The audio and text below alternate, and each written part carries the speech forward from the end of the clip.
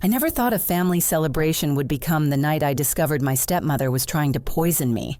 23 years old, finally feeling like I belonged in this blended family after Dad remarried when I was 16. My brother Jake's third wedding anniversary party was supposed to be perfect. Everyone was laughing, toasting, celebrating love. I had just raised my champagne glass when this stranger, a catering server, whispered urgently in my ear about something dangerous in my drink. Everything I believed about my family was about to shatter. The September evening had started beautifully at Jake and Amanda's colonial home in suburban Chicago. Golden light streamed through their bay windows, illuminating centerpieces of white roses and baby's breath. Crystal glasses caught the warm glow from their dining room chandelier, while soft jazz played in the background. Extended family members filled every corner of their spacious living room, their laughter mixing with the gentle clink of silverware and conversation. I smoothed my navy blue cocktail dress and smiled genuinely for what felt like the first time in months. After 7 years of living with Diana, my stepmother, I finally sensed acceptance. She had actually complimented my outfit earlier and insisted I take the seat of honor next to her at the head table. For someone who had spent years feeling like an intruder in my own home, this gesture felt monumental. My mother died when I was 12, leaving Dad and me devastated. When he married Diana 4 years later, I desperately wanted her to fill that maternal void. But Diana brought her own son, Marcus, into our household, and her favoritism was immediately obvious. While Marcus received warm hugs and encouraging words, I received polite nods and criticism, disguised as helpful suggestions. Every family photo seemed arranged to push me to the edges. Every holiday gathering felt like I was performing for an audience that had already decided I didn't belong. Tonight felt different. Diana had spent the afternoon helping me choose accessories for my dress, asking about my job at the marketing firm, even suggesting we plan a shopping trip together next weekend. Hope bloomed in my chest as I watched her laugh at Jake's stories and include me in conversations with relatives I barely knew. Jake raised his glass, his paramedic uniform replaced with a sharp navy suit that matched Amanda's elegant silver dress. 3 years ago, Amanda made me the luckiest man alive. He began, his voice carrying across the room. But tonight isn't just about our love. It's about family, about the people who support us through everything. His eyes found mine across the table, and he smiled warmly. Especially my sister Sherry, who's been my biggest cheerleader since day one. The room erupted in applause, and Diana squeezed my shoulder affectionately. To family, she said, lifting her champagne flute. Everyone followed suit, including Marcus, who had driven down from Milwaukee for the celebration. The golden liquid sparkled under the lights as we prepared to toast. That's when I excused myself to freshen up in the powder room. The hallway was quieter, decorated with Amanda's collection of vintage family photographs. I was adjusting my lipstick when footsteps approached behind me. "Excuse me," a soft voice said nervously. I turned to see a young Latina woman in the black and white catering uniform, her dark hair pulled back in a neat ponytail. Her name tag read Elena Rodriguez. She glanced around anxiously before stepping closer. "Are you the woman in the blue dress?" "Yes, that's me. Is everything okay?" Elena's brown eyes were wide with worry. "I need to tell you something important. I saw your stepmother put something in your champagne glass while everyone was listening to the speech. She had a small glass vial, and she emptied it into the drink she specifically asked me to make sure you received." My blood turned cold. "What do you mean? What kind of something?" "I don't know what it was, but she was very secretive about it. She waited until everyone was distracted, then quickly added this clear liquid to your glass. She told me earlier to make sure the woman in the blue dress got that specific champagne flute." Elena's hands trembled slightly. "I've been catering for 5 years, and I've never seen anything like it. Something felt wrong." The hallway seemed to spin around me. I gripped the marble countertop to steady myself. "Are you certain it was my glass?" "Absolutely. She pointed you out to me when you first arrived and made sure I knew exactly which seat was yours. She said it was a special vintage she wanted you to have, but her behavior was so strange. She kept checking to make sure no one was watching. My mind raced back to recent family gatherings, the food poisoning after Easter dinner that only affected me, the mysterious stomach flu during Marcus's graduation party, the unexplained dizziness during last month's barbecue that forced me to leave early. Each time Diana had been so concerned, so caring, bringing me soup and checking on my recovery. "Why are you telling me this?" I asked Elena. "Because if someone did that to my sister, I would want to know." Elena glanced toward the dining room where laughter continued to flow. "I have a daughter your age. I couldn't just stay quiet." A chill ran down my spine as Diana's unusual behavior tonight suddenly made terrible sense.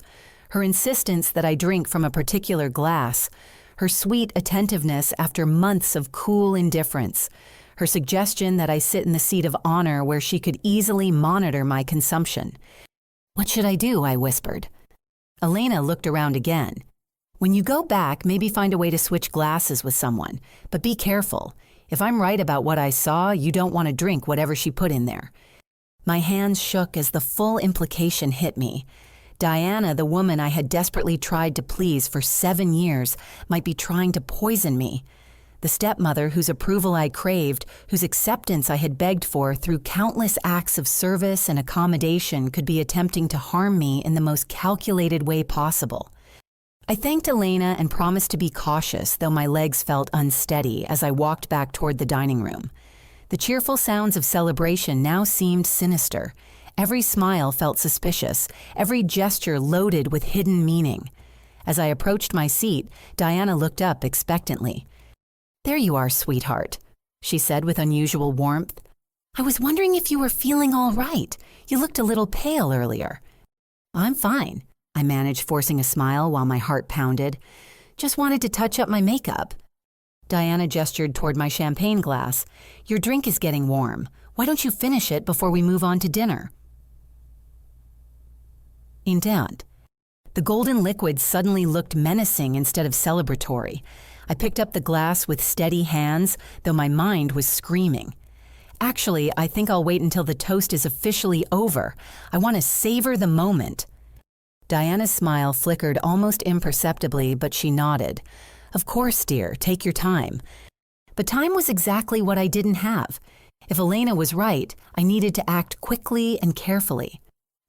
As conversation resumed around the table, I began planning how to switch my glass with Diana's without anyone noticing.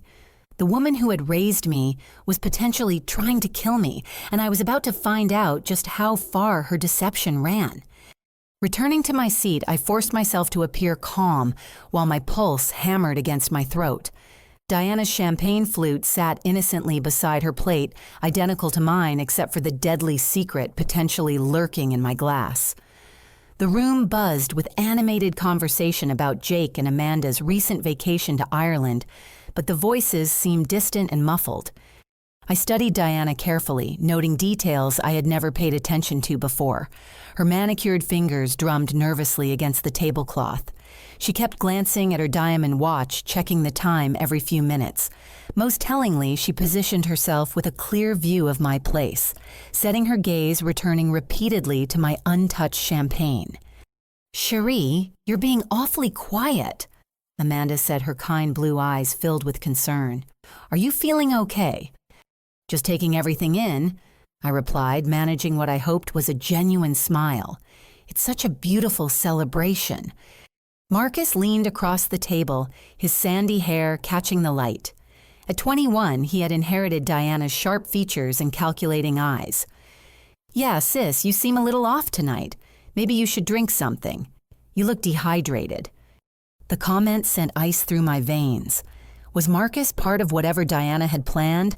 I watched his expression carefully, but his concern appeared genuine. Still, Elena's warning echoed in my mind. "You know what?" Diana said, suddenly rising from her chair with graceful efficiency. "I think we should move on to the gift opening. Amanda, why don't you and Jake start with the presents from the side table?"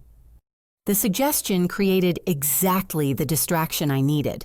As everyone's attention shifted toward the corner where wrapped packages waited in elegant silver and white paper, I saw my opportunity. Diana had positioned herself behind Amanda's chair to help coordinate the gift presentation, her back turned toward our table. With practiced casualness, I reached for the bread basket, deliberately knocking over my water glass in the process. The crystal tumbler clattered against Diana's plate, sending droplets across the white tablecloth. "Oh no!" I exclaimed loud enough to sound genuinely distressed, but not so loud as to interrupt the gift opening. "I'm so clumsy." Several nearby relatives turned to help, including Uncle Robert and Aunt Patricia. In the brief chaos of reaching for napkins and moving plates to prevent further spills, I smoothly switched my champagne flute with Diana's. The crystal glasses were identical, and the exchange took less than 3 seconds. "Don't worry about it, sweetie," Aunt Patricia said, dabbing at the tablecloth with her napkin. "Accidents happen." I thanked her and settled back into my chair, my heart racing but my expression calm. Diana's champagne flute now sat in front of me while mine occupied her place setting. If Elena was right about the contamination, Diana would soon discover her own medicine. 23 minutes passed with agonizing slowness. I tracked each minute on the grandfather clock in the corner while maintaining pleasant conversation about Amanda's new job at the children's hospital.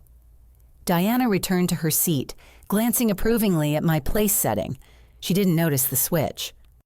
"I think it's time for another toast," Diana announced, lifting what she believed was her own glass, "to new beginnings and bright futures." The room responded enthusiastically, raising glasses throughout.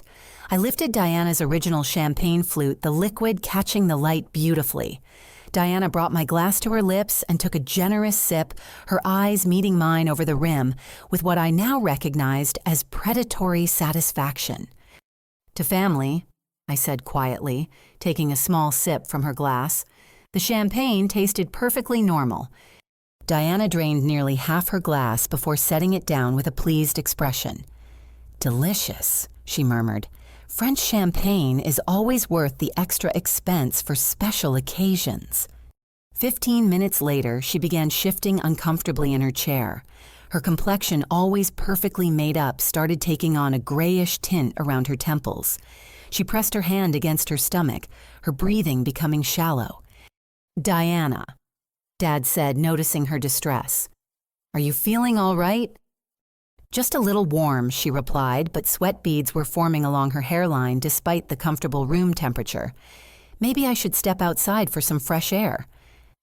Before she could stand, her body convulsed violently. She doubled over, gripping the edge of the table as severe stomach cramps hit her like waves. The elegant composure she maintained so carefully shattered as she gasped in pain. "Something's wrong," Jake said, immediately switching into his paramedic training. He moved to Diana's side as she began retching uncontrollably, her face now ashen and clammy. "Amanda, call 911. The cheerful party atmosphere evaporated instantly. Guests scattered to give Jake room to work while Diana continued vomiting into the decorative ice bucket Amanda quickly provided. Between episodes, Diana muttered incoherently, her words slurring together. "Getting rid of the problem," she mumbled, her eyes unfocused and rolling. "Make sure she doesn't inherit anything. Have to finish this before she turns 25. "Diana, what are you saying?" Dad knelt beside her, his face creased with worry and confusion. "You're not making sense." "The insurance money." Diana continued, rambling, her voice weak but audible to several nearby relatives. $2 million. Marcus needs his share. Can't let that little brat get everything." A horrified silence fell over the room. Jake caught my eye across the chaos, his expression shifting from medical concern to growing suspicion. As a paramedic, he recognized the symptoms of poisoning, and Diana's confused confession was painting a terrifying picture.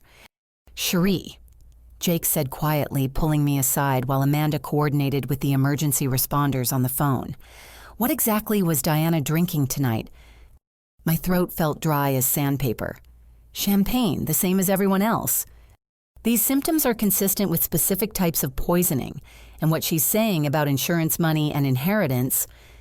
Jake's jaw tightened. Did anything unusual happen tonight?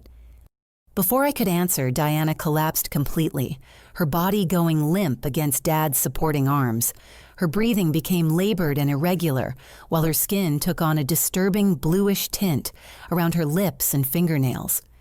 "She's going into shock," Jake announced immediately, beginning first aid protocols. "Where's that ambulance?" As if summoned by his words, sirens wailed in the distance, growing louder as they approached the house. But for me, the most terrifying sound was Diana's continued mumbling about getting rid of problems and securing money that should go to Marcus instead of me. Elena appeared at my shoulder, her catering duties forgotten in the crisis. "Are you okay?" she whispered. I nodded numbly, watching the woman who had raised me for 7 years fight for her life after drinking what was meant to be my poison. The implications crashed over me like a tsunami. Diana hadn't just been cold and distant. She had been systematically trying to kill me, disguising murder as concern, while waiting for the perfect moment to finish the job. The paramedics burst through the front door, their equipment and urgent professionalism filling the elegant dining room with harsh reality. As they worked to stabilize Diana for transport, I realized that my desperate 7-year quest for a mother's love had nearly gotten me killed by the woman I trusted most. The emergency room at Northwestern Memorial Hospital buzzed with controlled urgency as Diana was rushed into intensive care. Fluorescent lights cast harsh shadows across the waiting area, where our family clustered in uncomfortable plastic chairs, the festive mood of the anniversary party replaced by shock and confusion. Dad paced the length of the waiting room, his dress shirt wrinkled and his usually neat hair disheveled from running his hands through it repeatedly. Marcus sat hunched in a corner chair, his face pale and his leg bouncing nervously. Jake kept checking his phone for updates from his paramedic colleagues while Amanda held my hand in silent support. "The doctors are running toxicology tests," Jake explained after speaking with the attending physician. "Her symptoms are consistent with ingesting something toxic, but they need to identify the specific substance to provide proper treatment." "But what could she have eaten or drunk that the rest of us didn't?" Dad asked, his voice strained with worry. "We all had the same food, the same champagne." I exchanged a meaningful look with Jake, but before either of us could respond, a commotion erupted from Diana's room down the hallway. Through the partially open door, we could hear her voice weak but increasingly agitated. "Amanda," Diana called out, though her words were slightly slurred from the medication and toxin effects. "Amanda, come here. I need to tell you something important." Amanda looked uncertain, but the nurse nodded that it was okay for family to visit briefly. We followed Amanda toward the room, staying in the hallway outside, where we could hear the conversation through the thin walls. "I thought I was going to die," Diana whispered, her voice carrying clearly in the quiet corridor. "I need you to know the truth about the money, about Cherie." My blood froze at the mention of my name. Amanda murmured something softly that we couldn't make out, but Diana's response came through clearly. "Thomas doesn't know about the life insurance policy, $2.3 million. When Cherie's mother died, Thomas made Cherie the primary beneficiary, but there's a clause. If Cherie dies before her 25th birthday, the money defaults to me as his surviving spouse." I gripped Jake's arm so tightly that my knuckles turned white. Amanda's sharp intake of breath was audible from where we stood. "I've been planning this for months," Diana continued, apparently believing she was confessing to Amanda privately. "Small doses of cleaning solution mixed with antifreeze, just enough to make her sick gradually so it would look like she developed a chronic condition. Young women die of heart problems all the time. Nobody would investigate too carefully." Dad staggered backward against the wall, his face draining of all color. "That's not possible," he whispered. "Diana wouldn't. She couldn't." But Diana's confession continued relentlessly. "Marcus helped me get the supplies. He works at the pharmacy, so he knows about drug interactions and symptoms. We calculated the dosage carefully. Tonight was supposed to be the final dose enough to trigger heart failure within a few hours. Everyone would think the stress of the party was too much for her weak heart. Marcus shot to his feet, his chair clattering backward. "I didn't know she was serious," he said desperately. "I thought she was just venting about money problems. I gave her information about drug effects for a research project she said she was doing." "You knew about this?" Dad's voice rose dangerously. "She asked me about hypothetical scenarios involving inheritance laws and accidental poisoning cases. I thought she was writing some kind of crime novel. She never told me she was actually planning to hurt Cherie." Jake had already pulled out his phone and was recording Diana's continued confession. Her voice grew stronger as she apparently believed Amanda was sympathetic to her situation. "I have gambling debts," Diana admitted. $60,000 to people who don't negotiate payment plans. I borrowed money against the expected inheritance, and if I can't pay them back soon, they're going to take more than money as collateral. The pieces of a horrifying puzzle clicked into place. Diana's frequent trips to the riverboat casino, her secretive phone calls and strange visitors, her sudden interest in my health and well-being, always accompanied by special meals or drinks that left me feeling sick for days afterward. "The poison was supposed to work slowly," Diana continued. "Heart failure from what would appear to be natural causes. Young, stressed, working too hard genetic predisposition from her mother's side. The perfect cover story." Elena appeared at the end of the hallway, having followed us to the hospital out of concern. When she saw my expression, she immediately approached. "I brought something you need to see," she said quietly, pulling out her phone. "After I warned you, I went back to clean up the catering station. I found this in Diana's purse." The screen showed a small brown bottle labeled as industrial cleaning solution. Elena had photographed it before replacing it exactly where she found it. "I also recorded a conversation." Elena continued. 3 weeks ago, Diana approached me about catering smaller private dinners at your family home. During that conversation, she offered me $500 to help her play what she called a harmless prank on her stepdaughter. She wanted me to add something to your food that would make you feel sick, but not seriously hurt you. When I refused, she got angry and said she'd find another way. Elena showed us the recording on her phone. Diana's voice was unmistakable as she described wanting to teach that ungrateful girl a lesson about taking family generosity for granted. "I should have reported it then," Elena said regretfully, "but I thought she was just a bitter stepmother wanting to make you uncomfortable. I never imagined she meant actual harm." Detective Sarah Williams arrived within the hour, having been called by hospital security when the medical staff realized they were dealing with a potential poisoning case. A tall woman with graying brown hair and sharp green eyes, she listened to our statements with professional calm. "We'll need to test hair samples from Sherry to look for traces of chronic poisoning," Detective Williams explained. "We'll also be executing a search warrant for Diana's residence and examining all financial records related to insurance policies and gambling activities." As if on cue, Diana's voice rose again from her hospital room, this time in conversation with a nurse she apparently mistook for Marcus. "Did you remember to dispose of the bottles in the garage?" she asked urgently. "The cleaning supplies mixed with the antifreeze compounds, they need to be gone before anyone starts asking questions about Cherie's upcoming heart problems." Detective Williams looked at Jake grimly. "Is she still recording?" Jake nodded, holding up his phone. "Every word." "Good. That's going to make our case significantly easier." But the most devastating revelation came when Diana, now heavily medicated and confused about who she was talking to, addressed what she thought was empty air, but was actually a police recorder brought in by Detective Williams.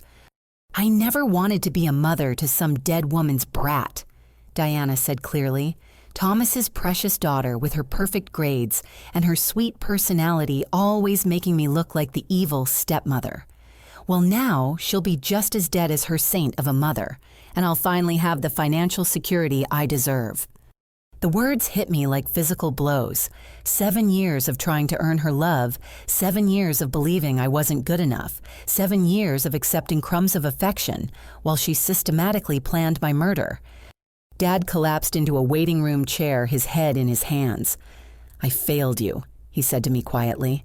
I brought a predator into our home and let her hunt my own daughter for years. But Jake placed a steady hand on my shoulder.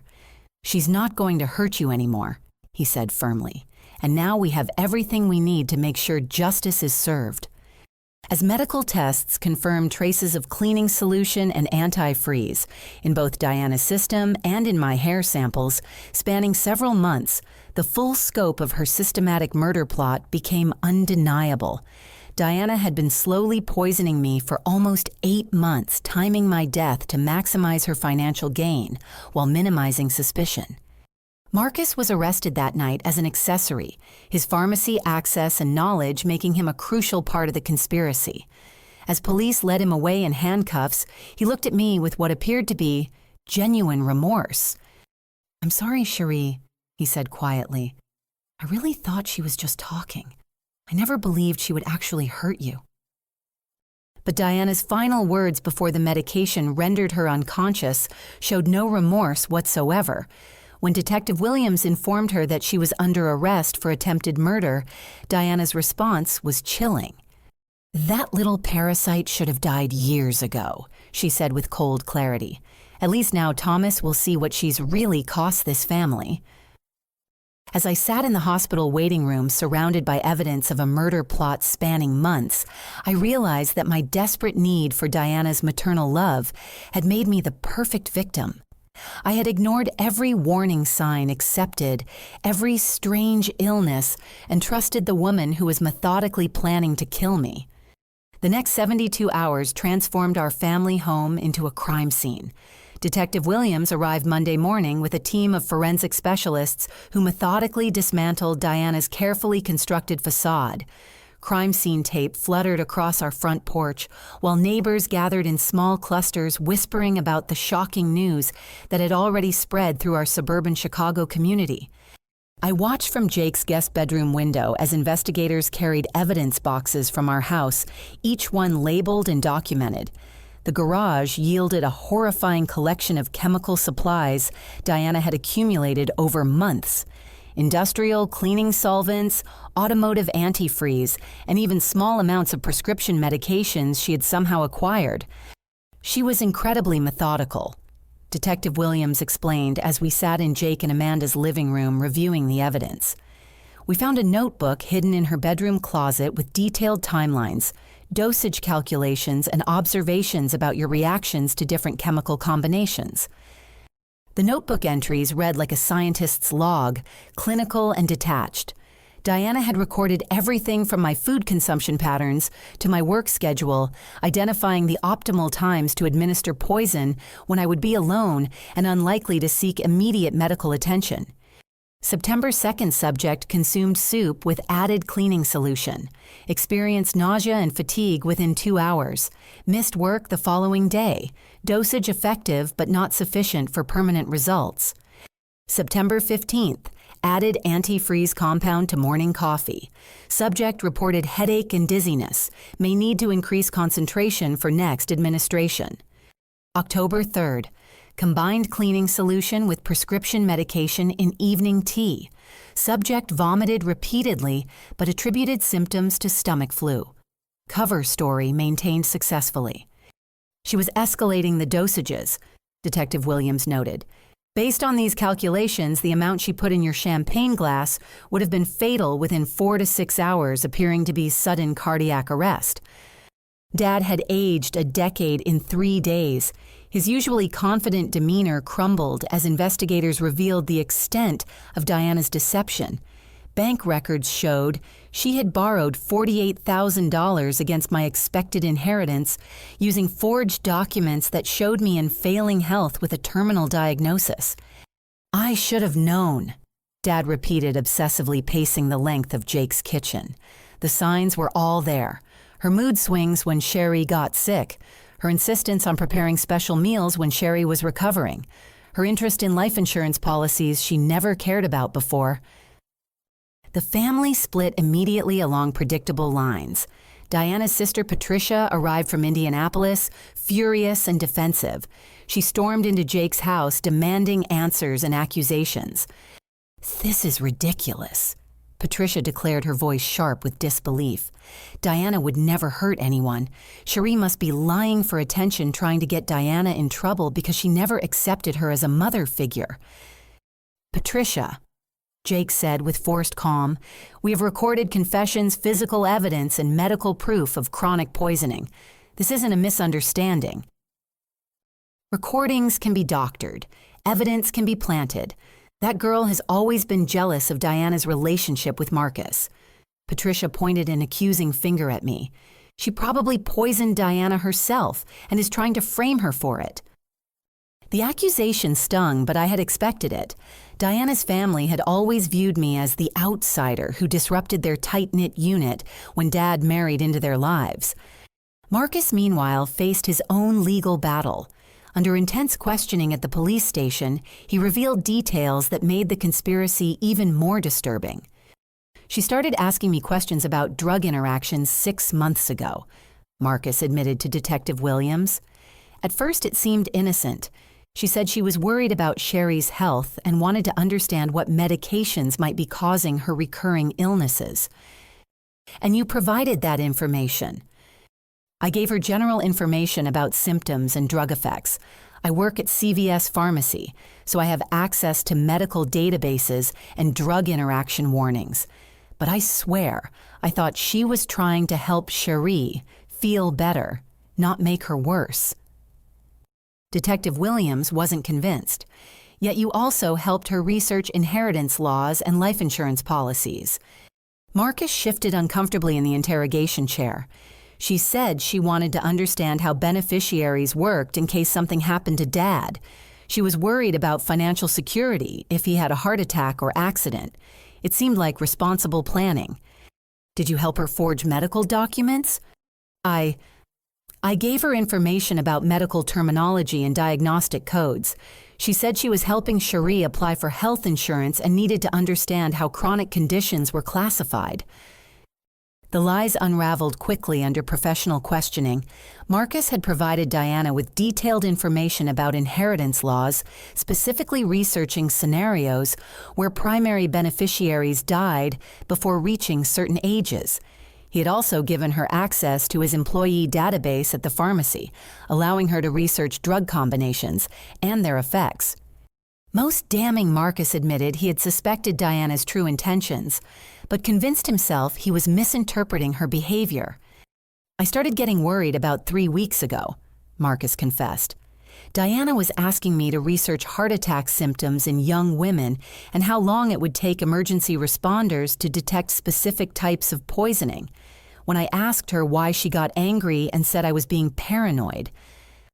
But you didn't report your concerns. Marcus looked down at his hands. She's my mother. And honestly, part of me thought Cherie was a problem too. Not that she deserved to die. He added quickly, but she did get a lot of Dad's attention and money that could have gone to our side of the family. The admission revealed the deeper family dynamics that had made Diana's plan possible. Marcus genuinely believed I was a financial burden who prevented his mother from achieving the lifestyle she deserved.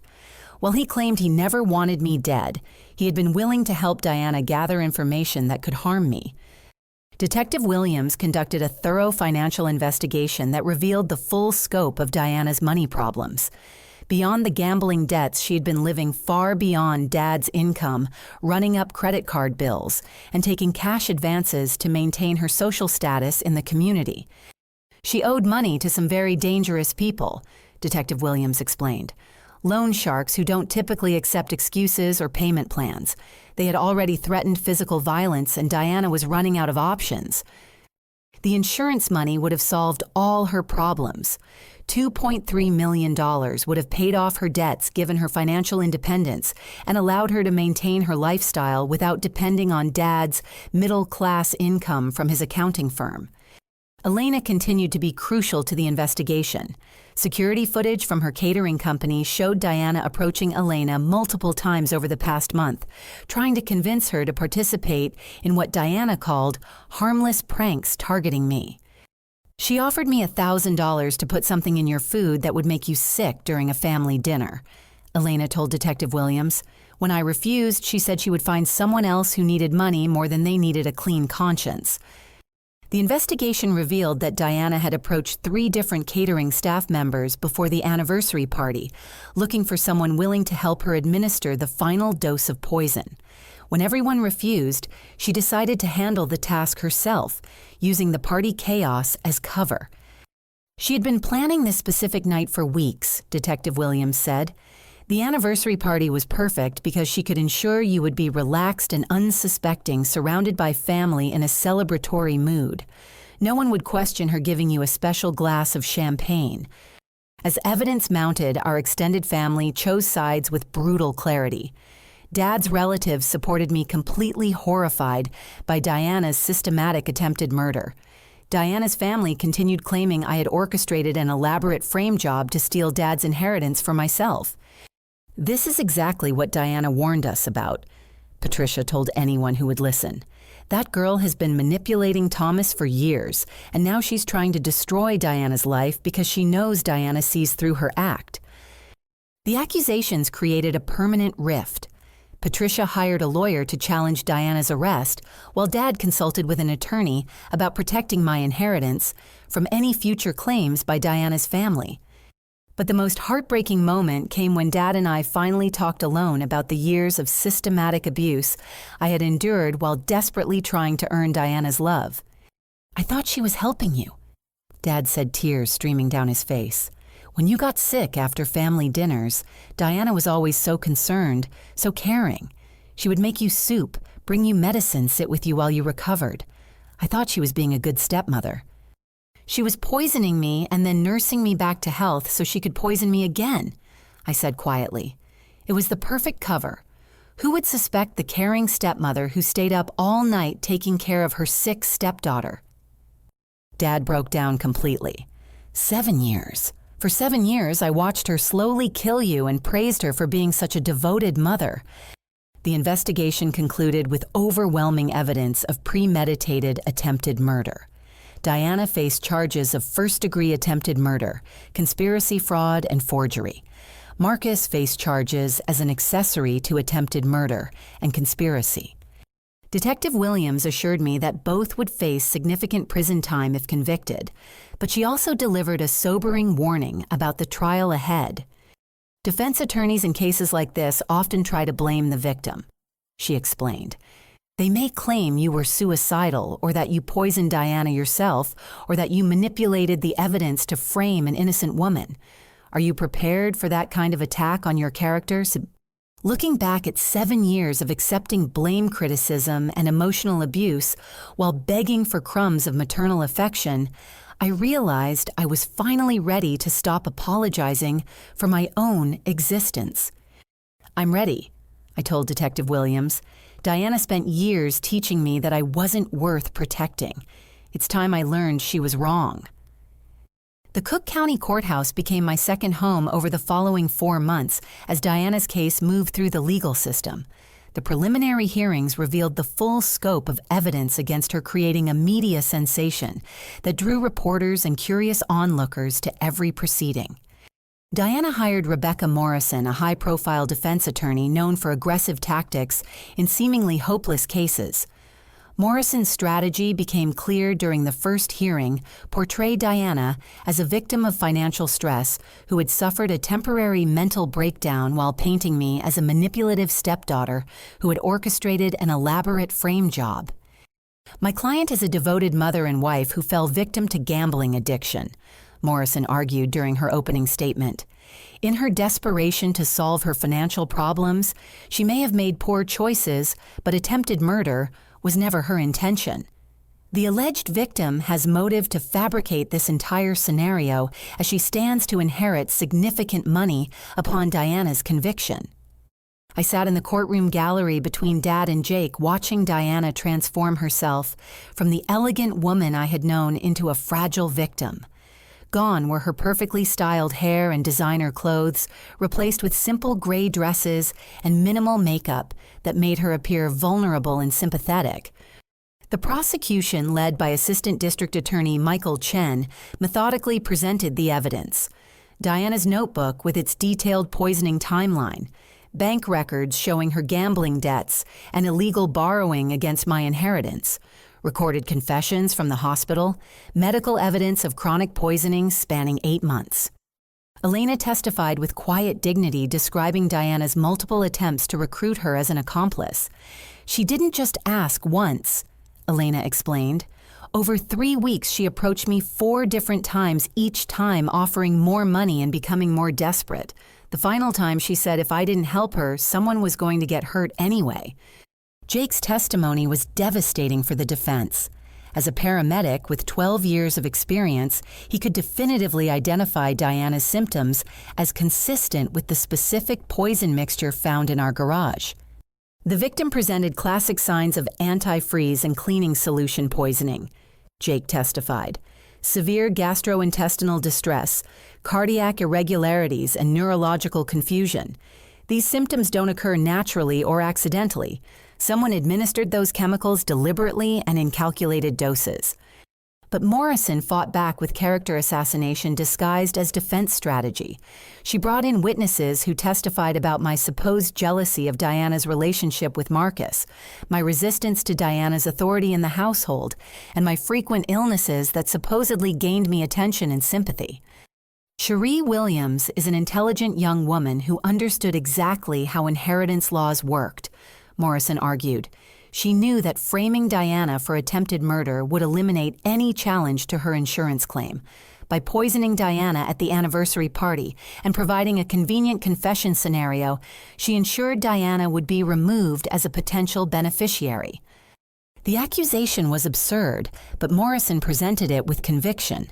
She pointed out that I had access to the same cleaning supplies found in Diana's possession, that I worked in marketing and understood how to manipulate public perception, and that I had motive to eliminate Diana from Dad's life permanently.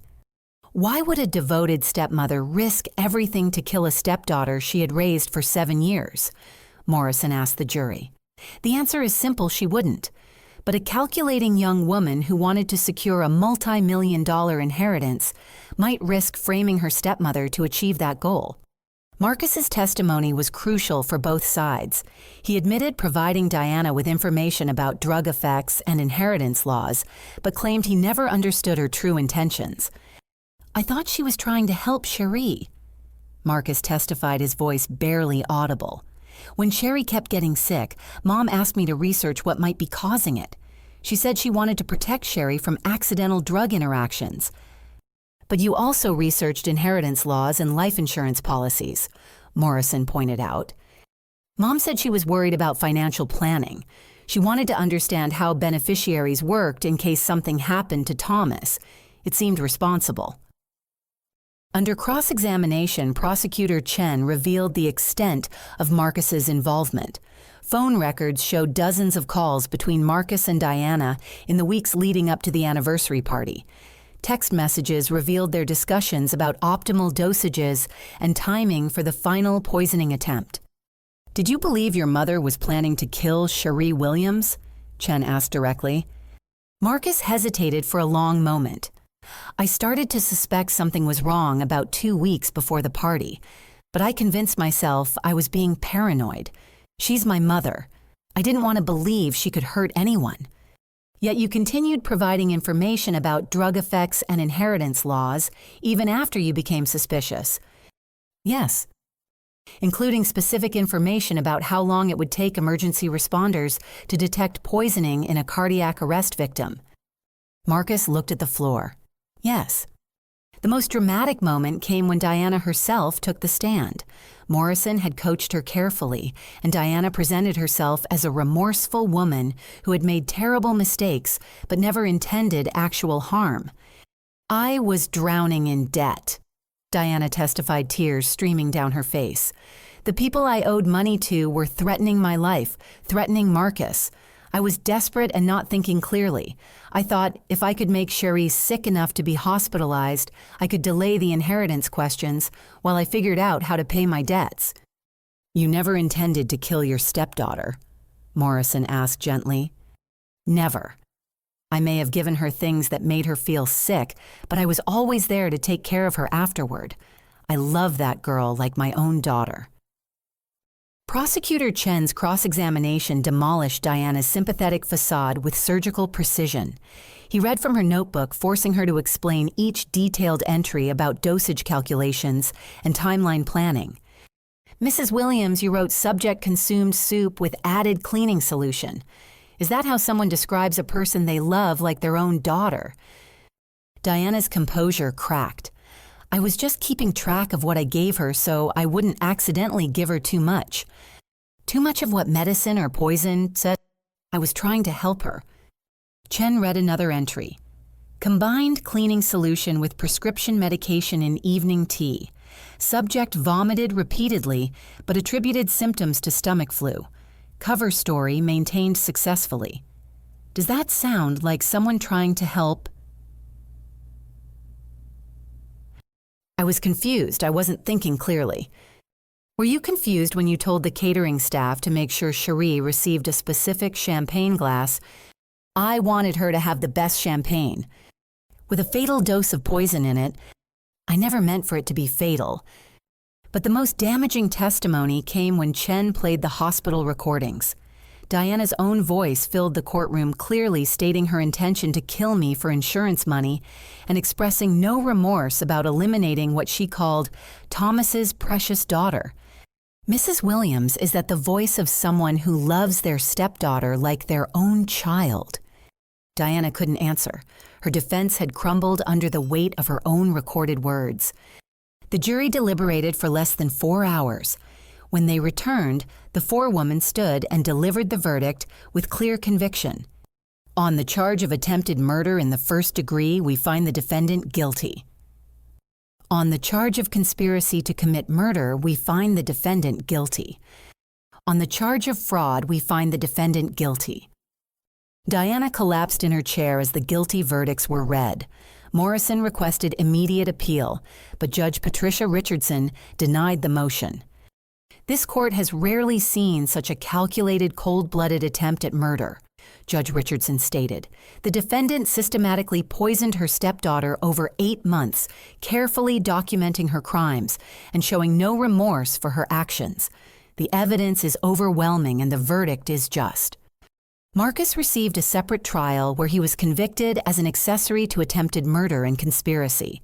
His cooperation with authorities earned him a lighter sentence, but he still faced significant prison time for his role in the plot.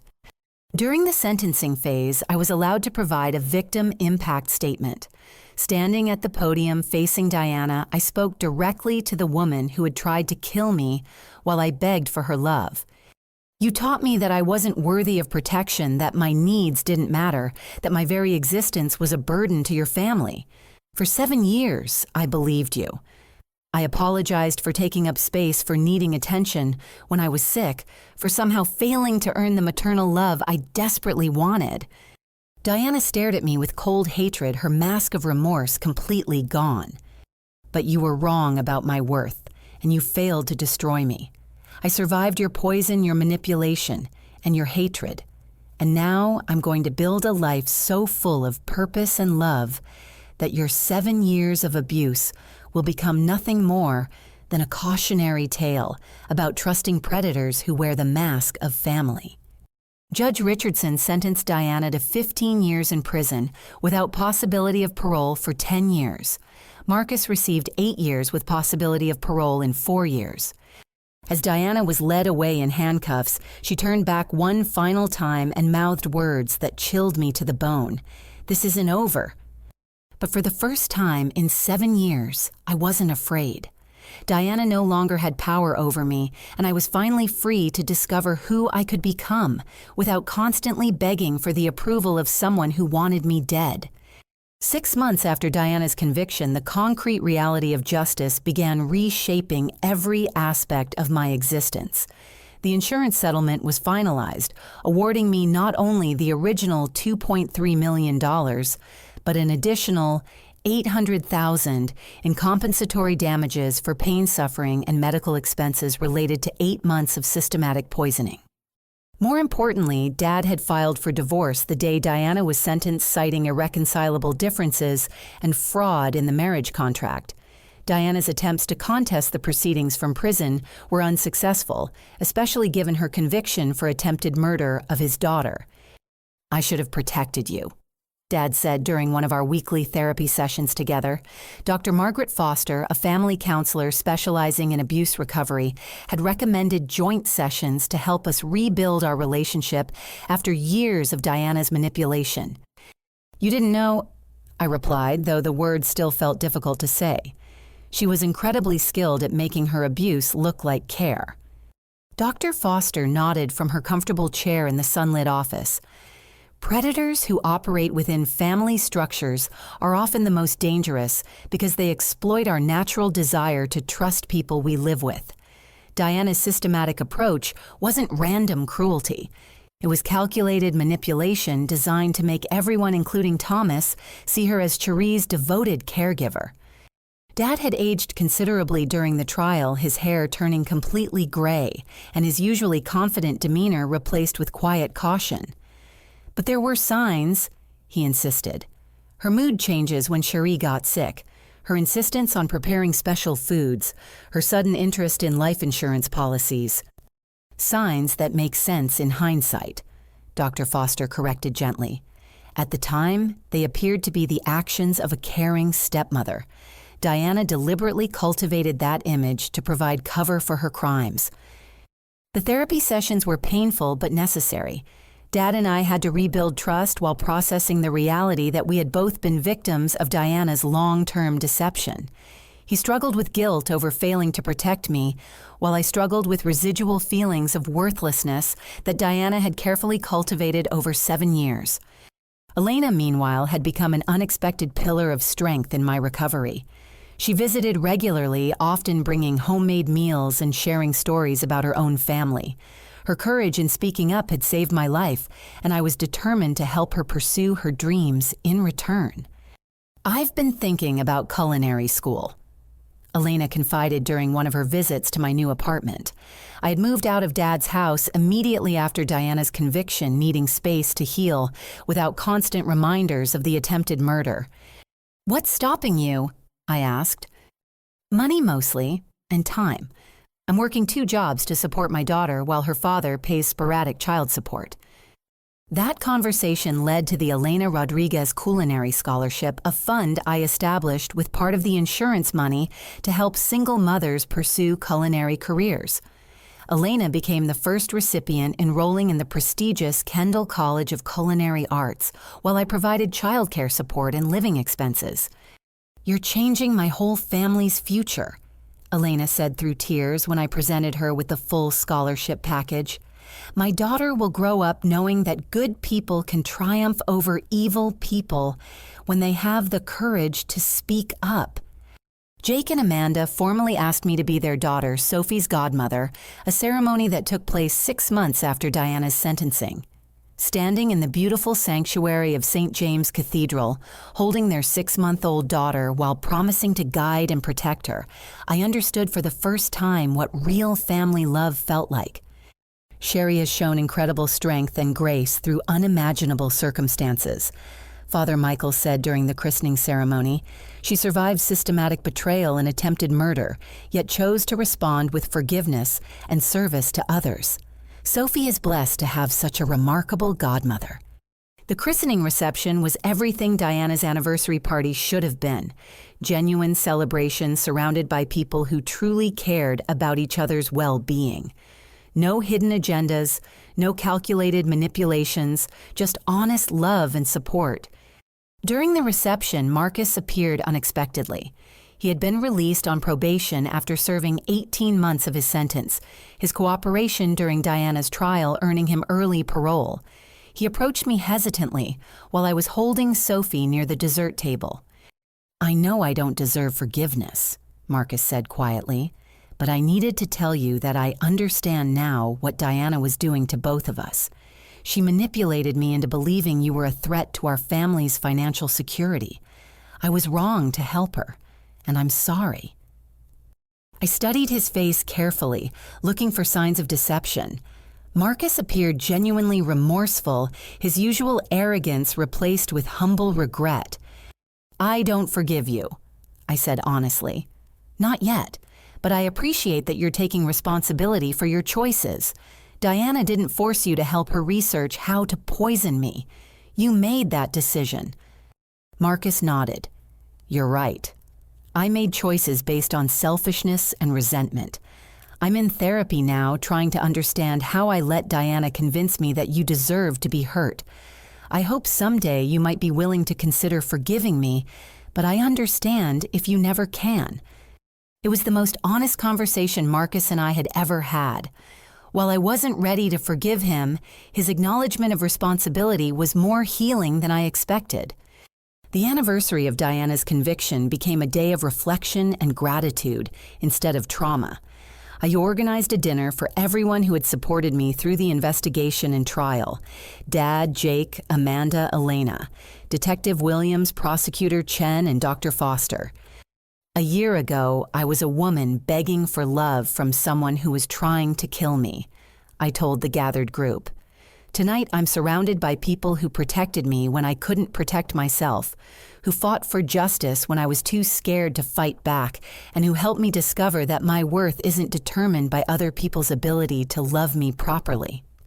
Elena raised her glass of sparkling cider, to survival, to justice, and to the courage to speak up when something feels wrong. To chosen family, Jake added, which is often stronger than biological family. Dad, who had remained quiet for most of the evening, finally spoke. To second chances and the possibility of rebuilding what was broken. Cherie, you've shown me what real strength looks like. I'm proud to be your father. Detective Williams, who had become almost like a protective older sister during the investigation, smiled. To the importance of trusting your instincts. Cherie, your willingness to listen to Elena's warning and act on it saved your life. Never doubt your ability to recognize danger and protect yourself. As the evening wound down, I realized that Diana's attempt to destroy me had inadvertently created something beautiful. The crisis had stripped away all the superficial relationships and revealed who truly cared about my well-being. I had lost a toxic step-family but gained a chosen family built on genuine love and mutual support. My work with abuse victims had grown into a full-time advocacy organization. The Survivors' Voice Foundation provided resources for people dealing with domestic poisoning, financial abuse, and inheritance fraud. We had helped 12 families navigate similar situations, connecting them with legal resources, medical support, and counseling services. "You're turning your trauma into purpose," Dr. Foster observed during one of our sessions. "That's not just healing, that's transformation."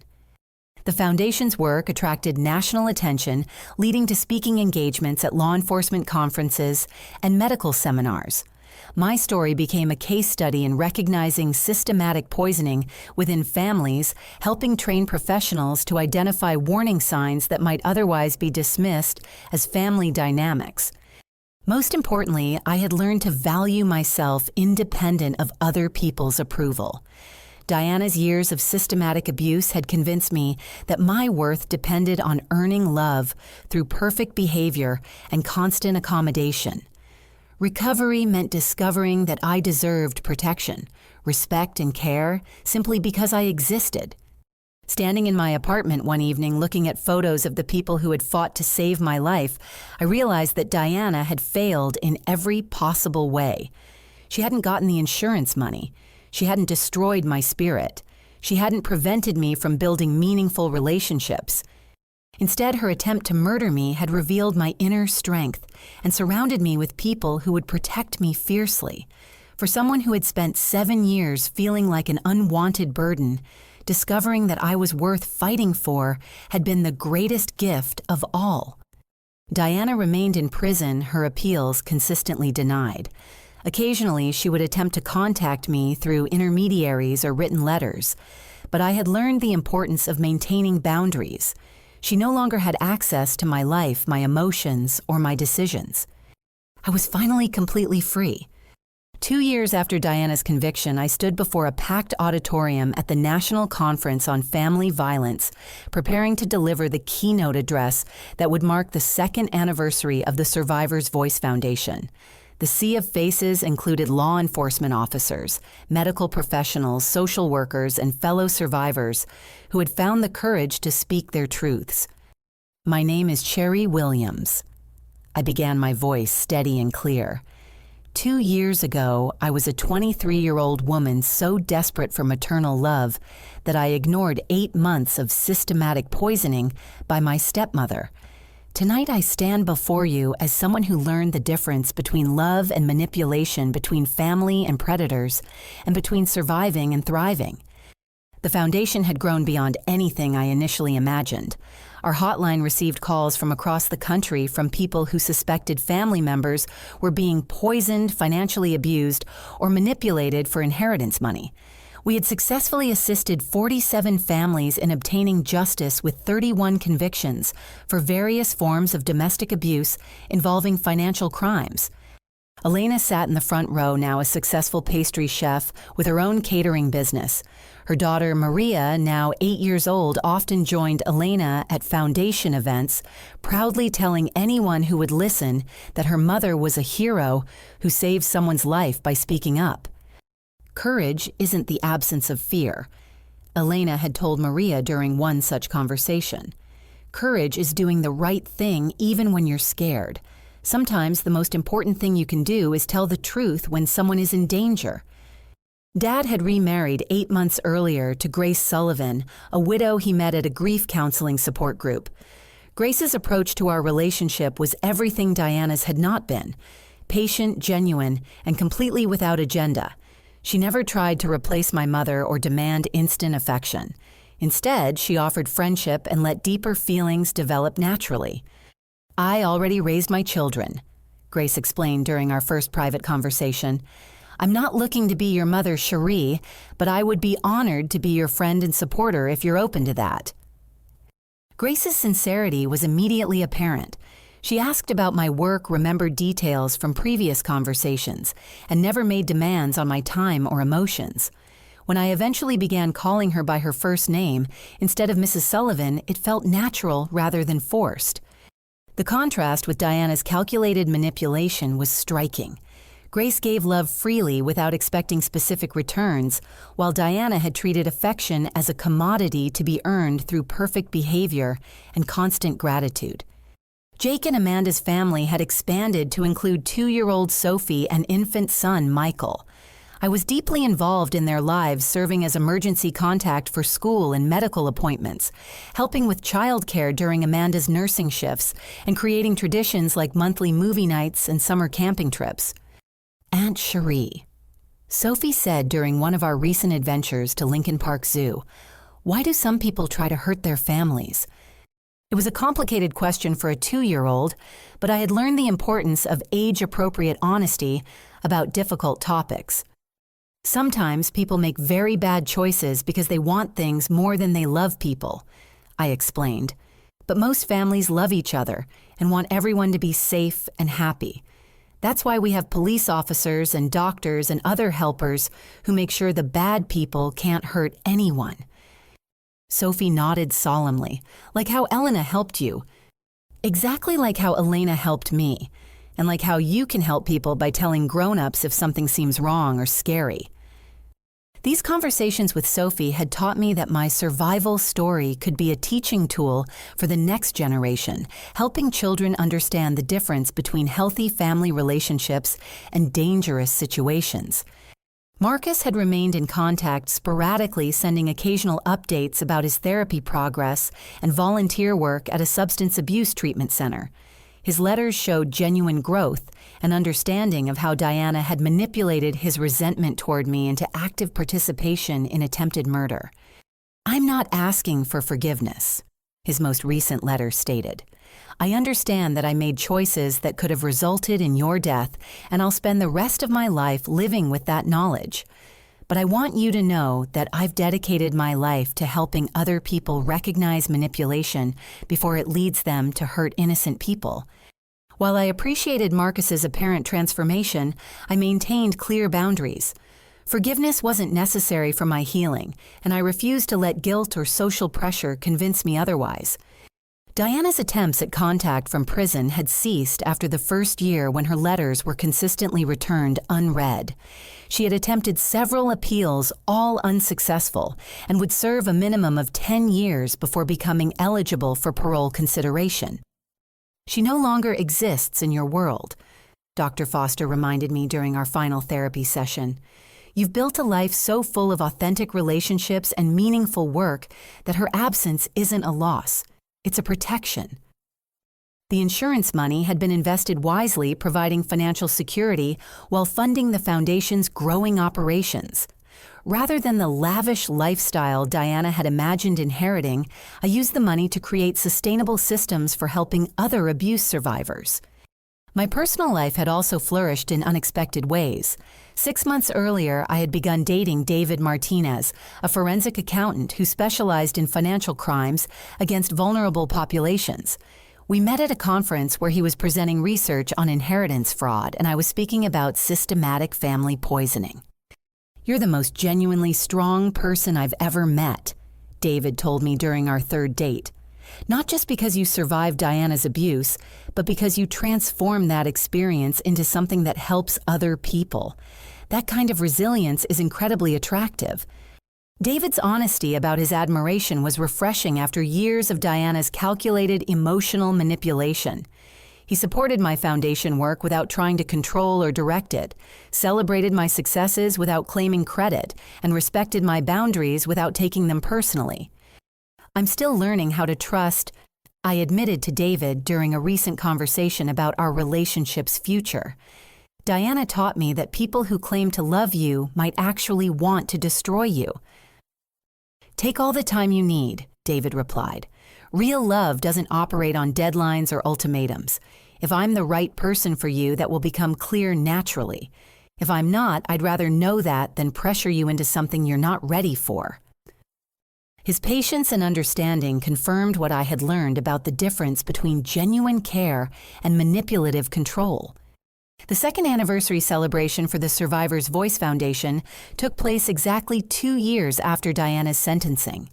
The event brought together everyone who had supported me through the darkest period of my life, creating a powerful testimony to the healing potential of authentic community.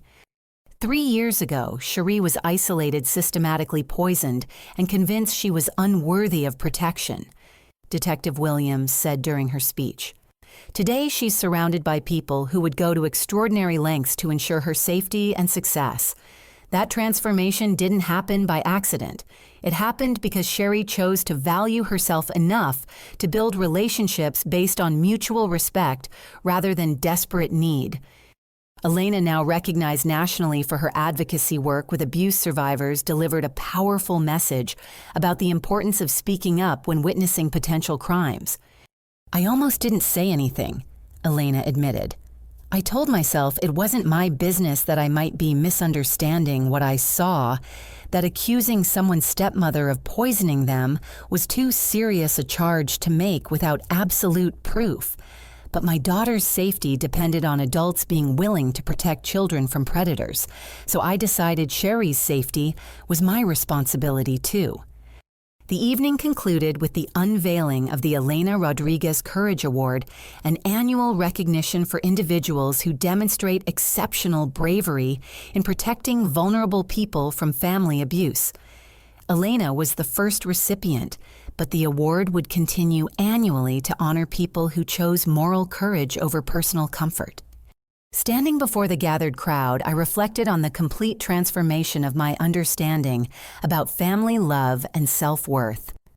Diana spent 7 years convincing me that my value depended on other people's ability to love me properly. I shared. She taught me to apologize for existing, to accept crumbs of affection as generous gifts, and to ignore my instincts when they warned me about danger. But she was wrong about everything. I looked out at the faces of people who had fought for me, supported me, and celebrated my growth. Real love protects. Real love celebrates your successes without feeling diminished. Real love encourages your growth instead of demanding your diminishment. Real love speaks up when you're in danger instead of remaining silent for the sake of keeping peace. The most powerful lesson I had learned was that survival wasn't enough. Diana's attempt to destroy me had failed, not just because I physically survived the poisoning, but because I refused to let her abuse define my worth or limit my potential. Some people enter our lives wearing the mask of family while carrying the heart of enemies, I concluded. Learning to distinguish between genuine love and skilled manipulation isn't just survival. It's the foundation of a life lived with dignity, boundaries, and unshakable self-respect. As the evening ended and guests mingled over Elena's exquisite desserts, I realized that Diana had inadvertently given me the greatest gift possible. By trying to destroy me, she had forced me to discover my own strength to build authentic relationships and to create meaning from trauma.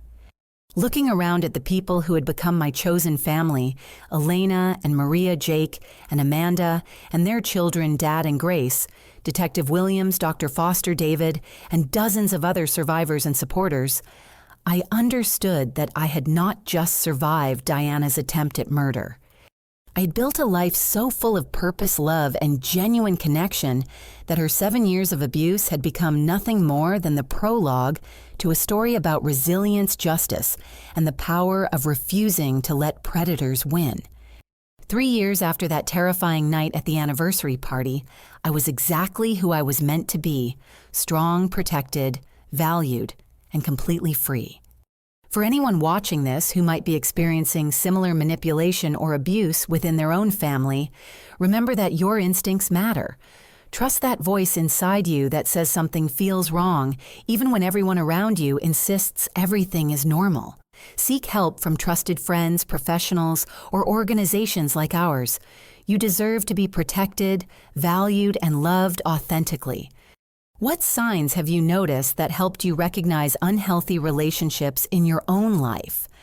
Share your thoughts in the comments below. Your experience might help someone else recognize danger before it's too late. If this story resonated with you, please like this video and subscribe for more content about recognizing and surviving family manipulation. Share this story with someone who might need to hear it, because speaking up truly can save lives. Thank you for listening to my story and for supporting survivors everywhere. Remember that healing is possible, justice is achievable, and you are worth fighting for. Until next time, stay safe, trust your instincts, and never let anyone convince you that your worth depends on their ability to love you properly.